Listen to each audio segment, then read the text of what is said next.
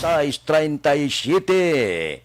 Ang Departamento sang Ikaayong Lawas nanawagan, nag-apila sa mga health worker nga hindi pagpadayunon ang ila mass resignation. Nga pwede man ta kapungkuanay, hambalan ta ini, nga naintindihan namon ang inyo ginabatyag. Pero ini nga mga pulisa niya, ginasunod man lang namon. So dapat pungkuan ta, kag tuguti kami nga makapaatag sa mga health worker.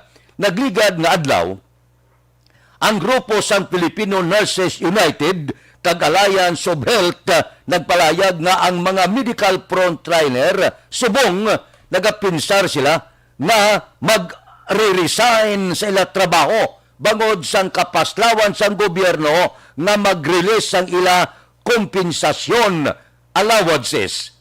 Bilyon ang ginrelease sa DOH. Wala gani makatupa ang kompensasyon kag subungman allowances sa among nagaatubang sa mga pasyente sa COVID-19. Suno sa 8NU President Maristila Abinuhar, madamo sang nurses sa karon. Pero kalabanan sini mga sa private sector gid, nya ma-resign sila. Gwa kita sa aton trabaho. Wala makita sa nabaton nga kompensasyon nga ginpasalig sa aton sang gobyerno, special risk allowances. Ang lain, kaya hasta pa ni, halin pa ni sa nagligad na tuig. Bo, araw-araw na. Kung may diferensya kagambalan, kung tani, naplansa na ni, natag na, nagligad na tuig pa. Damo na nagkalamatay sa mga health worker, wala pa mahatag. Ti ang nurses sa private hospital sa karon, nagaayo magani, nga tagaan sila sang hazard pay. Wala man magtulo pa. So mag-amo sila nga plastada, siling yati mayo pa, mag-resign kita sa atong pwesto.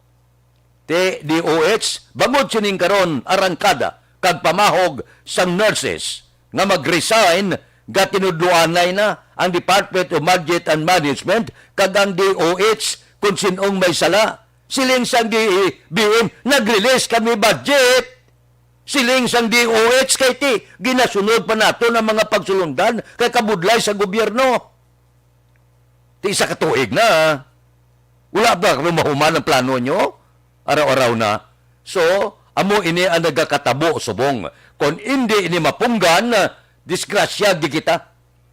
Gasulubra ang biktima sa COVID, wala na lugar ang ospital, dugangan pa nga wala na sa mag-aatipan ng mga health worker, disgrasya gid ang pungsod Pilipinas. Amo nang siling ko bala? Hala, apin gikabuda nga apin ang nagasinggitan, ginabaliwala nyo, kay kung sinodang daw malapit sa luwag, apinan, bisan hindi maintindihan, kag may mga aligasyon nga korupsyon, sige lang, kay miyembro sang kabinete. Amo gining makaparusdak sang pungsod Pilipinas. Aksyon Radio Philippine Standard Time, 6:40. Mabalik kami pagkatapos ini.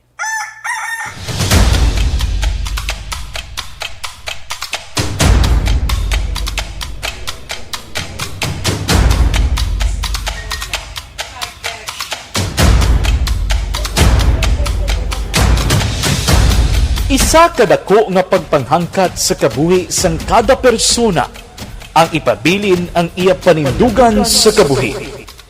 Bangod sa mga pagtilaw, kabudlayan, kapigaduhon, kag krisis. Madamo ang nagbuya sang ila panindugan sa kabuhi. Tama na! Parang awan nyo na!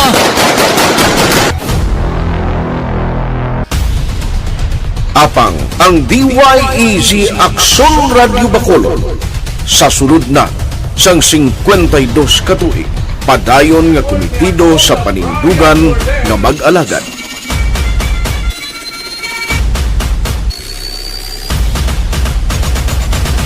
Aksyon Radio Bacolod 52 katuig na nga mabinungahon sa pagtuman sang panindugan nga magtulong sang matuod nga serbisyo publiko, balita kag kalingawan sa radyo.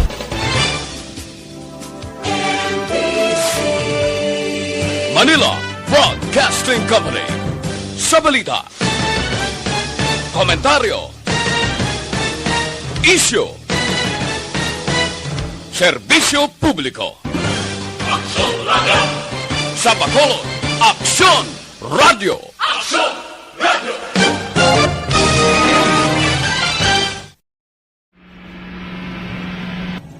Sa aton mga tagpalamati, liwat naman kami magadulong sa inyo sa mga Tuloy balitang ang peace talk yan ang gusto ninyo. Sa sulod sang 5 kadekada, humalin sa tuig nga naangkon sang pungsod ang hirwayan gikan sa kamot sa mga mapigos nga nasyon. Kita sa gihapon ang nagaugyon, kahapon subong kag sa palaabuton.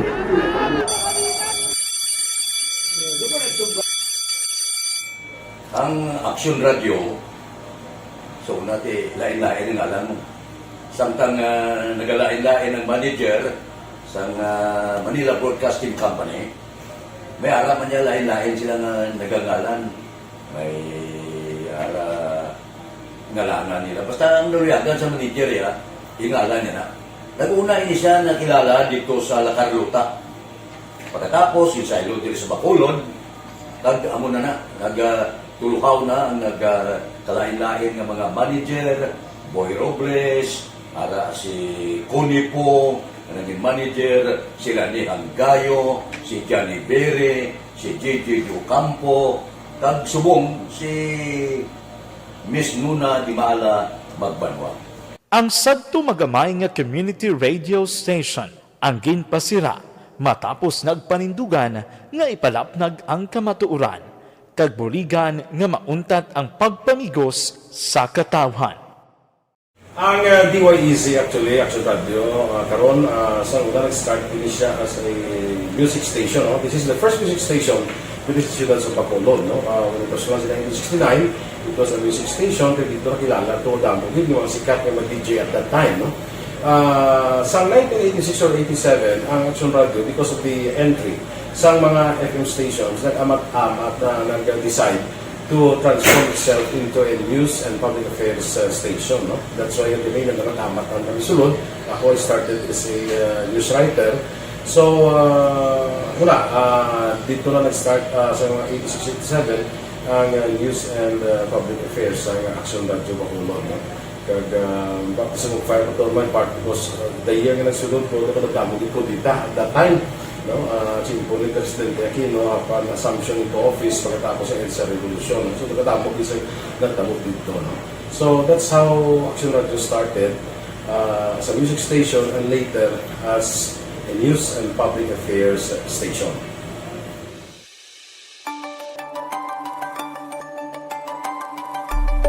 Sa sulod na sang 52 katuig, nagapabilin nga komitido ang Aksyon Radio Bacolod nga tumanon ang mga pasalig sa publiko nga maghatag sa mga balita nga may basihan, matuod nga impormasyon, komentaryo nga wala sang ginadampigan. Lapnagon nga serbisyo publiko kag patas nga talakayan sa kahanginan. Because as a reporter, it is always our commitment to be honest, especially sa paghatag sa impormasyon sa mga tao, kay man kalabanan sa mga tao subong ang naga-rely gid or salin sa huna ang mga tao naga-rely gid sa impormasyon na ginahatag sa mga media people. So that is my commitment nga mangin tampad sa serbisyo. Ang balita nga mabatian sa DYEZ Aksyon Radio Bacolod ang nagaagi sa maidid nga pag-usisa kag pagtipon sang impormasyon.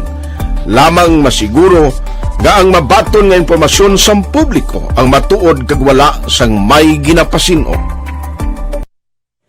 Ginahimo sa Aksyon Radio ang pagbalita, gina-follow up. Action Radio Philippine Standard Time la 6:46 siling ni Presidente Rodrigo Duterte ginmando niya sa tanan nga ahensya sang gobyerno nya ay hindi niyo pagsapaka ang Commission on Audit.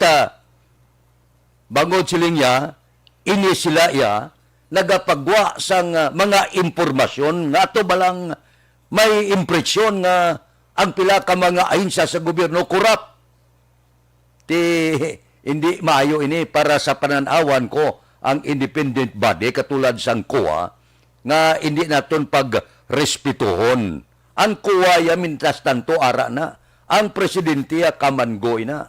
Pagkatapos ng 2022, wala na si Presidente Rodrigo Duterte. So kung hindi naton pagrespetuhon ang kuwa, ano na lang ang matabo sa budget sa bilog nga pungsod Pilipinas, pinagusto lang kita, hindi ta pagsapakon, pabayaan ta lang, nga bisan hindi magkaraamo ang gasto, wala man nagsiling ang kuwa nga may korupsyon. Siling san kuwa, aber ipaatag nyo, kundi nagkadto ang bilyon nga kwarta nga para kuntani sa bulong, gamit, kag iban pa. Ang iban na gasto, ang iban wala pa. Wala na magasto, kag wala na bulong, kag wala na mga material, kag iban nga kagamitan, kapamangkot lang ang kuwa, tidiin ang kwarta. Wala man lang siling ang kuwa, nga ginkuha niyong kwarta. Namangkot man lang sabi, isplikar nyo. Kundi nagkwadto ang bilyon nga kadamo gyapon sang wala mabakal nga bulong, kadamo gyapon sa material nga kinanglan nga wala mahatag, ang aton sini mga health worker ma-resign na lang kay wala nagbaton sa mga allowances nila, nagligad pa nga tuig. Amo man lang na ang gusto sang kuwa. Sukon, suguon tang ahinsya sang gobyerno nga hindi pagrespetuhon ang kuwa, anong guwa naton dire? Buluban taon talang ang kwarta sa tao, hindi na inyo kwarta na muna, kwarta buhay sa tao na, hindi inyo na akuha nga inyo kwarta. Amo gani na ginaamligan ta na, kay kwarta ka tao. Di karon ginbutang taning kuha, independent body para nga magbantay sa kagastuhanan sa bilog nga pungsod Pilipinas. Di manduan sa presidente nga hindi pagrespetuhon anong guatas ni. Nga daan ng Pilipinas bantog sa korupsyon. Daw malipaton kita no?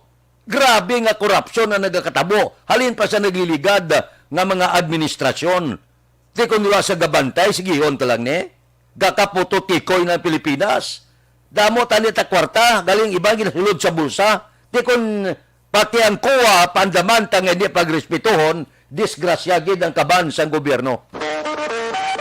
Aksyon Radio Philippine Standard Time, las 6:49. Mabalik kami pagkatapos ini. Ang elementary nga evacuation center na concern din baha man. Uy. Kasi pinagaman-apat kumansaka ang tubig. Actually, ikaw po Yung medyo mataas na ang tubig, so ginaulat natin nga pasuwag nga ng traffic to or ng traffic dito sulod ang mga continuous ring ang nag-isagid sa factor sa pagsaka sa sining tubig sa subong. Hunyo 4, 2021, sang formal ay ginanunsyo sa Pag-asa ang panahon sang tig-ululan o rainy season sa Pilipinas. Gani, lauman ang maulan nga panahon umpisa subong tuntog Nobyembre 2021. Ang Pilipinas sa mayroon sang early warning system para mahibaluan ang lakat sang panahon. Gani, wala sang rason nga hindi kita makapreparar karon ni rainy season. Yari ang pila ka mga action tips nga dapat mo may baluan karon nga panahon sang tig-ululan. Kung nagapuyo sa lugar nga masami ginabaha, mag-monitor sa balita para sa anunsyo sang Pag-asa sa lakat sang panahon. Isa sa pinakapos nga pamaagi para malikawan nga magsulod ang baha sa balay, among paggamit sang sandbag. Ang sandbag ang isa kasako nga may unod nga balas nga pwede ibutang sa pertahan o kung ginaagyan sang tubig para temporaryo nga makontrol ang pagsulod sang tubig sa inyong nga balay. Antes naman ng rainy season, dapat nakaprepare ka na sa pagkaon, flashlight, pito, kandila, hygiene kit, power bank, transistor radio, importante nga mga dokumento, kag iban pa nga kinahanglanon. Ini ang dapat isulod sa go bag nga dapat ibutang sa isa ka lugar nga mapus kuhaon sa tion nga kinahanglan nga mag-evacuate. Sa tion sa pagbaha dapat butangan sang tape ang saksakan sa mga outlet kag ibutang sa mataas nga mga lugar ang appliances. Kunyara sa evacuation center, dapat man nga ipatuman ang minimum health protocol, face mask, face shield kag social distancing batok sa COVID-19. Sa panahon sa tig-ululan, dapat man proteksyonan ang ikaayong lawas batok sa nila ka mga masakit, kang isang dengue, leptospirosis, cholera, typhoid fever, hepatitis A, influenza, kag iban pa. Nagpanugyan man ang DOH kay pabili ng proper hygiene kay pag-inom sang limpyo nga tubig, lutuon sang husto ang pagkaon para malikawan ang contamination. maghugas sang kamot antes kag pagkatapos ang kaon kag matapos nga mag-usar sang banyo. Likawan man ang paglangoy o kon pagtubog sa baha. Kini sa Action Dale Salazar para sa Action Tips nga nagapahanong nga maghalong sa tanan nga tion.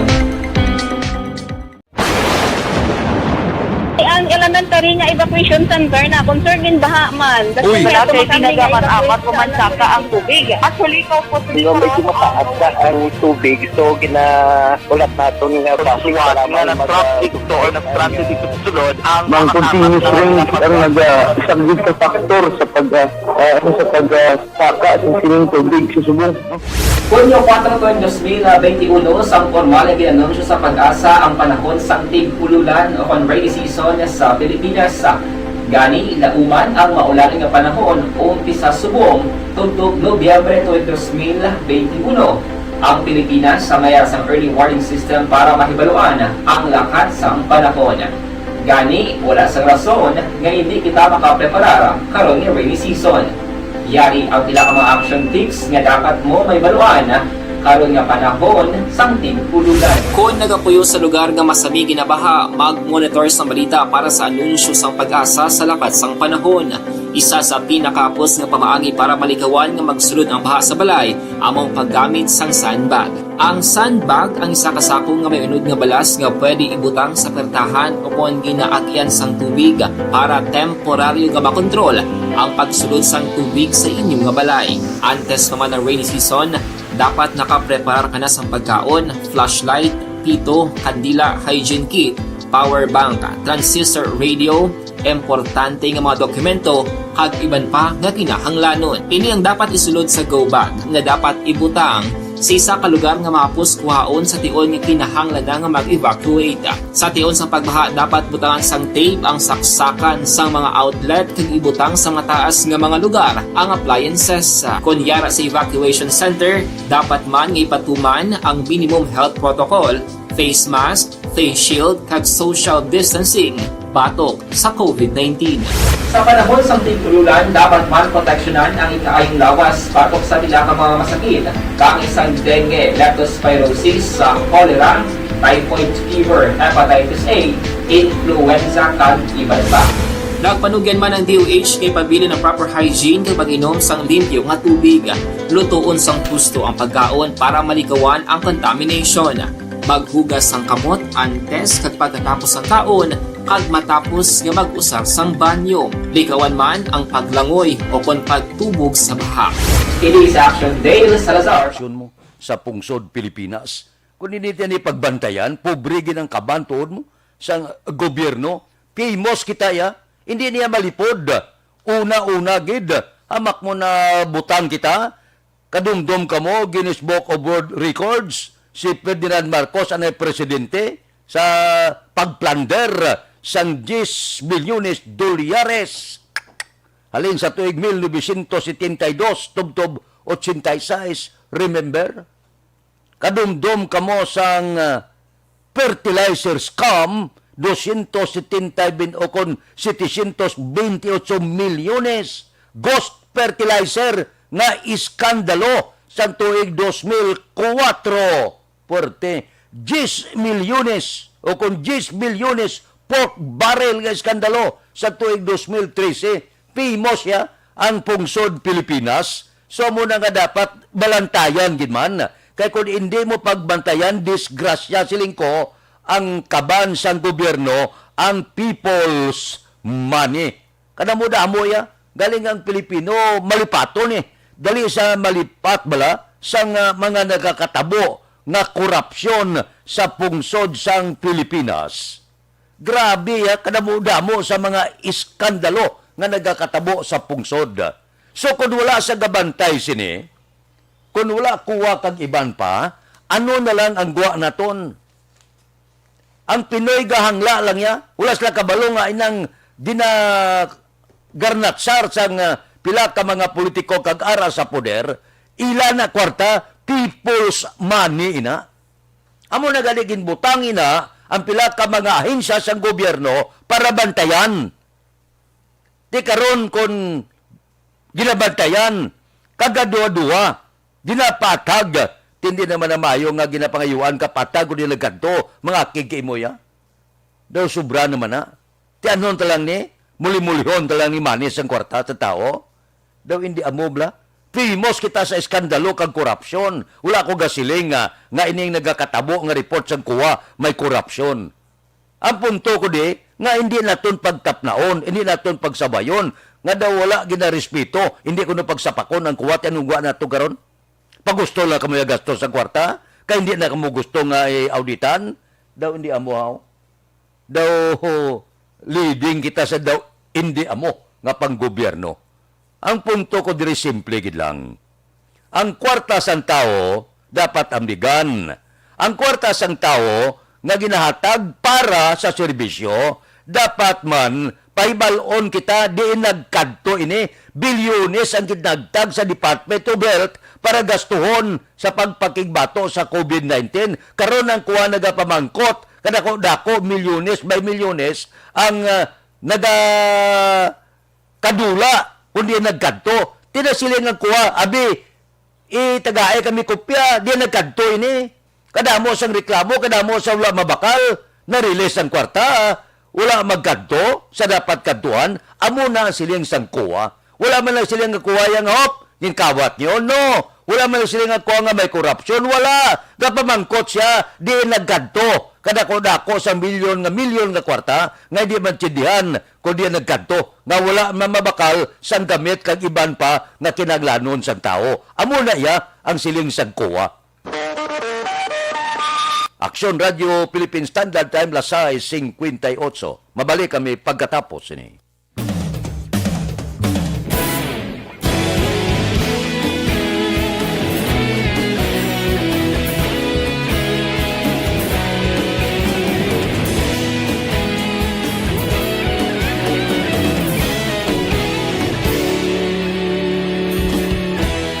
Agapasumbanwa, mabugnaw nga hangin nagadapyan na. Ikaw na ginapamatian namon ginasandigan.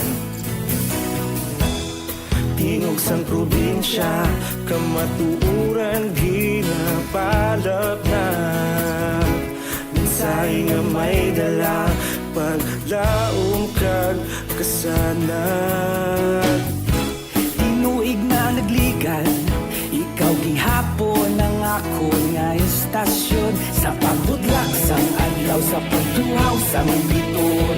Mga balita, mga dala, inspirasyon.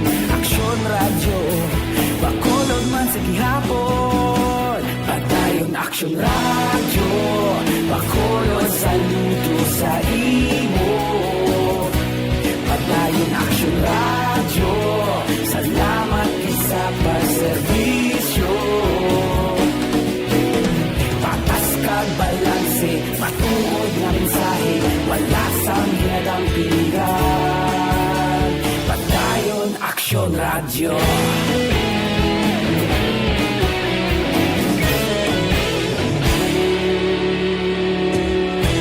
Pagkulong nun kag negros sanon inyong pamatian. Istasyon nga nagapalaplag sang kamatuuran. Mabakod nga prinsipyo, reporter handa sa serbisyo. Kahapon, karon kag sa gihapon, kita magapadayon. Tinuig na nagligan, ikaw gihapon ang ako nga estasyon. Sa pagbutlak sang adlaw, sa pagtuhaw sang biton. Mga balita na may dala, inspirasyon. Aksyon radyo, bakolon man sa gihapon. Padayon aksyon radyo, bakolon saludo sa imo. Padayon aksyon radyo, salamat sa pagserbisyo. Patas kag balanse, matuod na mensahe, wala sang ginadang pilihan. Padayon aksyon radyo. Una sa balita, una sa aksyon, sa Bacolod Aksyon Radio. balita, una sa aksyon, sa Bacolod Action Radio. Kaulog na na'y Sinsan anong kalintangan Responsable at pagbalita Pagdahil na ipalang na Malasig pero sigurado Aksyon na may dalang at palangga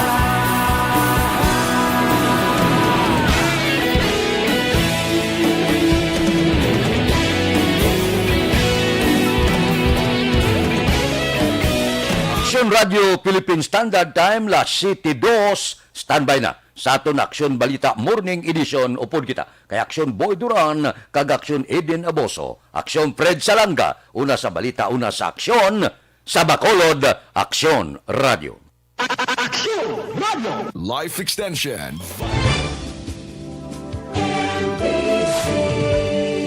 Manila Broadcasting Company.